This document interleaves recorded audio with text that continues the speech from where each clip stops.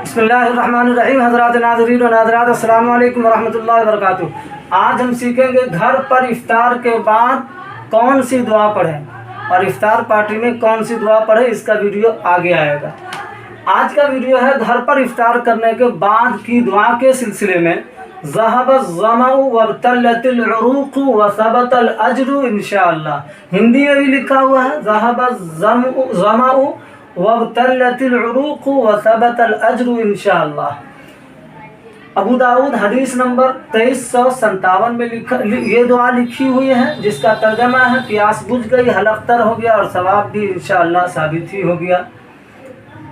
तो घर पर इफ्तार करने के बाद ये दुआ पढ़ेंगे और इफ्तार पार्टी में दूसरी दुआ पढ़ेंगे, जो इंशाअल्लाह अगले वीडियो में आएगा। फ़क़त वस्सलाम।